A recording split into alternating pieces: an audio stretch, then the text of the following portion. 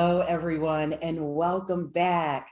We're talking today about investing and spending.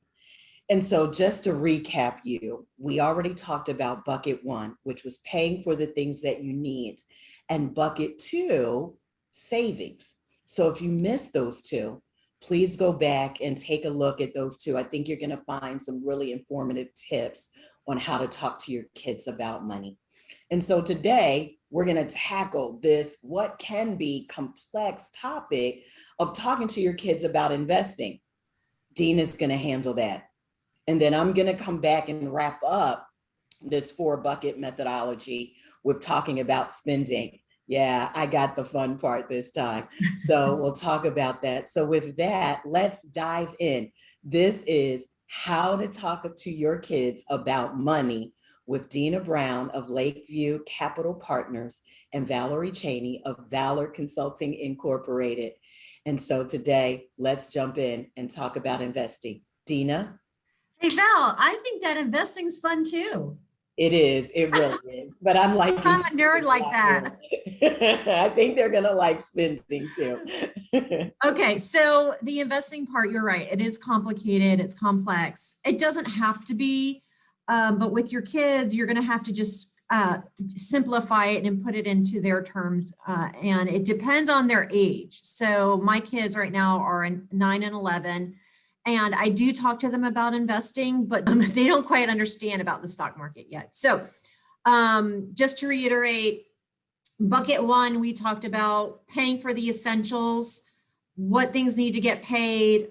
Obviously your housing, your electricity, your transportation, etc., communication, like your phones. And so kids can pretty much understand that. And again, using the buckets or a bowl, or even if you have like a vase where the kids can write down the things that are essential, put it in there. And then we went to bucket two, which is the savings bucket. In case something happens, like the car breaks down, you need to fix it, or even things like summer camp. You might want to put something in your savings, or a special vacation. And again, writing those things down and putting it into that actual bucket. So investments is kind of like a discretionary thing, but at the same time, it's also kind of essential because you want to invest in yourself and you want to invest in your future. So investing could mean different things to different people. Perhaps you want to invest in let's just say like a mutual fund, and a mutual fund is just something that you can buy, and it has hundreds of companies inside of it. And so you can explain to your kids, okay, well, here's a mutual fund. It has hundreds of companies. Like, what kind of things do you like? Well, I like Coca-Cola. Okay, well, that's a stock. So they can write down Coca-Cola on a piece of paper and put it in that bucket. Or they like Disney, and they can write that down and put it into the bucket. And that would be, I think, a good visual for them to see that if they invest in those companies, and if those companies do well, and a lot of people like those companies, then the value of that company will go up, and thus the money you put into it, the investment, would go up as well. And so again, it's all about looking at where your kids are from a comprehension level and from a maturity level, because if you've got older kids, like Valerie's kids, they know what a stock is, and they understand better about what the stock market is. They're probably going to need a little bit more explanation and how to do it, but there's so many tools online now that you can go on to Schwab or Robinhood. And sometimes our kids surprise us because they know more about that than we do as parents. So they may actually teach it to you versus you teaching to them. But again, it's all about having the conversation with them and knowing what is the investing for, what are we going to invest in, and what's our goal? What are we trying to accomplish with this money?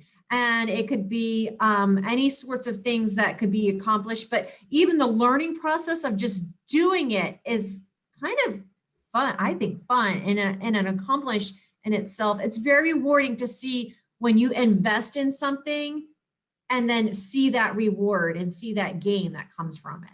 Can you give our listeners an idea of things that they can share with their kids that represent a long-term thing to invest for? So like college, maybe. What are some other things that they can share with their kids that this is what we're investing towards? Oh, there's all kinds of things you can invest for. You, like you said, college, paying for college. You can invest for a down payment on a home sometime in the future. You can invest in just building your wealth. If there's, something that you want in the future, maybe it's a car, or it could be just kind of like dreaming. What are some of the things that you, Valerie, that your kids would want in the future? Well, we definitely talked about college. We talked about a Mhm. house. For myself, even back then when I was dreaming about it, not just a Mhm. home, but also maybe a vacation house where we could go Cool, a away and our second family home. could use it, right? A second Mhm. home type of thing. Yep. They wanted to invest to have ownership in the companies that they liked. I was really surprised, Dina, that when we were talking about Oh. investing in different stocks, and the example you use is exactly what I did. Hey, what are some companies that you like? And being kids, it was like Disney and Nike and, things like that they were into. And they were like, well, wait, I read that means I own a piece of that company. And I was like, Mhm. oh my gosh, yes, you do. So I love that you shared with them, do that research with your kids and how they'll surprise us often on what they already know. So Yeah, absolutely. good stuff. Love it. Awesome. Anything else you want to share with our listeners about investing? Just have the conversation. Again, you just never know where the conversation is going to lead. And one philosophy that I believe in is that if you pay for the things you need to pay for and you put money away for emergencies and you invest, then as long as you know, if you have a goal and you invest for the long term based on what that goal is, then spend the rest of the money. And that's where you come in, Val. You're going to talk about bucket 4, which is spending the money. There you So, go. yep. Thank you, Dina. That was awesome on investing. And she is right. I have the same philosophy. And you might think that, okay, I've covered all of those things and now I'm ready to spend. But I want to tell you, I actually had to overcome, Dina and listeners, a psychological hurdle to actually spend again. I'm going to share this with you Oh. just briefly. When you're coming through this kind of transition, and especially if things are tight, and especially if you don't have the resources or haven't had that quantity of resources that you may have been used to in the past, actually getting yourself into a place where you could spend again, that took some time.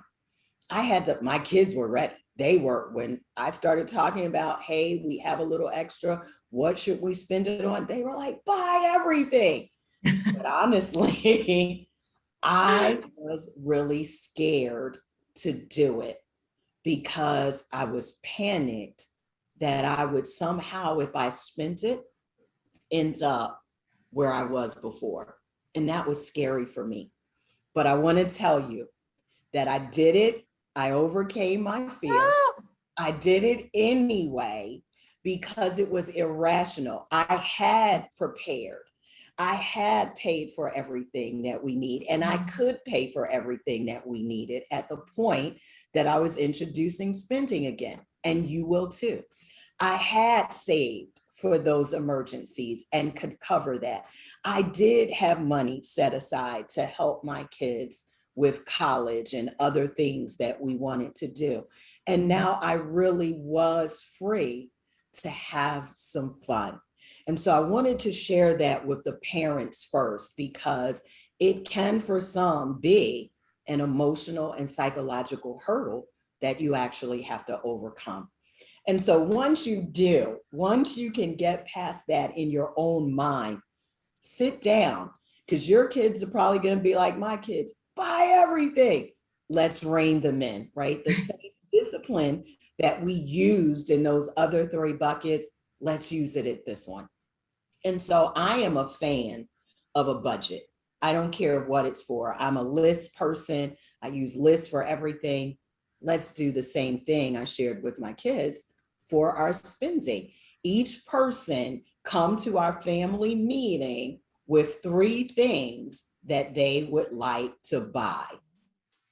And then as a family, we're going to talk about it. Is it a buy now or is it a buy later?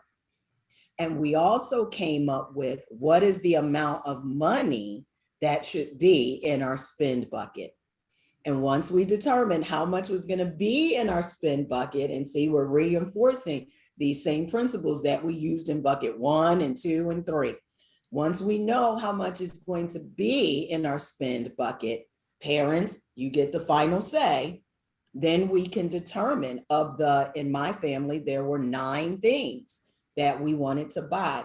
And we talked about it. And some based on our money was a buy now. And others, we had to wait till we accumulated again in our spend bucket, and we bought those things later. Thankfully, while I still employ those same types of strategies for myself, even though I don't have to do it that way anymore, it created a level of discipline with me that has carried on into my life that I continue to use. And I see my children using the same thing, thinking about it. Should I buy this now? Should I buy it later? Or do I really need it at all? And I love that that has been ingrained in them in a way to really successfully handle their money as they continue into adulthood. So spending, have fun, have a beach day, buy that thing that's on your list, enjoy it. You've spent all of this time getting yourself into this position. Don't let fear stop you from enjoying life, enjoying your family, and having fun with your money. Dina, I'll turn it over to you. Well, I think that the way that you explain that, Valerie, and that now your kids think that way, when you go through divorce, it's so stressful and it's a very negative experience. Yes. But turn it around. If you hadn't had the divorce, would you have had that conversation with your kids? Would you have had the bucket conversation about paying for what you need, saving, investing, and spending? Would you have had that conversation if you're still married? I don't think I would have, because at the time, I didn't need to. No. It was readily available. And when I think about it, it was probably really irresponsible of me while we were still married not to talk about this, because that's what created the need for it in the beginning. They just expected things to continue the way they always had, and they really didn't value what they had because they didn't understand what it took to get it. They didn't understand the sacrifice. They didn't understand the hard work. They just knew they asked for things and miraculously, right, in their mind, they showed up. And so I think that's an excellent point, Dina, that even if we have married people watching this, thinking about somebody you know that's going through a divorce, perhaps you can have these conversations, you and your spouse, with your kids right now. It doesn't have to be things that you put in place just because you're going through divorce. It happened to come up with me because of a divorce. But if you do it now, I think, Dina, it's like preventive medicine to instill these right financial behaviors in your kids very, very early on. Yeah, so you're taking something that could otherwise have been a negative and turning it into a positive and setting your kids up for life. Yes. Yes. And your kids' mindset, it's different now. They're young adults, and they, like you said, they think about this stuff. It's ingrained in their head because one, you had the discussion with them, And 2, you made it fun. And 3, you made it so that they can understand it. And now and you did it when they were young, so it's ingrained in their heads now. It's just a whole different mindset about money, and it's a positive mindset. It is. And the other thing, Dina, I think that happened with this, they saw the process from start to finish. They saw how that discipline and using the process got us to, as a family, this positive outcome. So they also know it works. So should they find themselves ever in the course of their life in a situation where maybe there's a loss of a job or they get sick or whatever it is, and there is a pulling back of their income or their resources, they now have a strategy that they know that works, that they could apply to their life at any point should they ever need it because they saw it work. And I'm just thinking about the legacy that you created for your kids and your grandkids and great grandkids, because what you taught your kids, they're going to teach their kids, and their kids are going to teach their kids. And that's just a really neat thing. Yeah, it really is. I agree. I agree. So thank you so much for spending this time with us. And we want to remind you, if you are having questions about your finances or you're ready to invest, Deanna.Brown is the person to talk to at Lakeview Capital Partners. Reach out to her. Deanna, share your contact information. You can contact me by phone at 904-651-2471, or you can shoot me an email at DEANNA.Brown@lcpwealth.com. And what's your contact info, Val, in case anybody has questions or they want to get some real life experience? You've been through it, you've done it. And so how can they get a hold of you? So if you really think you want some coaching around this for yourself as a parent, so that whether you're just navigating the process of divorce or you want to have better ways to engage with your children, you can find me at Valor Consulting. And my contact information is Chaney, CHANEY, at Valor, VALOR, 4 FOR, growth, GROWTH.com. Chaney at valorforgrowth.com. And I'll get back to you and we'll sit down and we'll have about a 30-minute conversation and really see if coaching is right for you as you are moving through any type of transition. I believe that no one should go through times of transition alone. So I'm here at Valor to help you thrive through your transition. Thank you so much for being with us, and I hope you enjoy this video. Have a fantastic day. Deanna, thanks so much. Okay, thank you, Valerie. I really enjoyed writing this content with you. Are we okay? How to talk to your kids about money after divorce. It's so valuable, and we hope to hear from you soon. Thank you so much. Take care, everyone.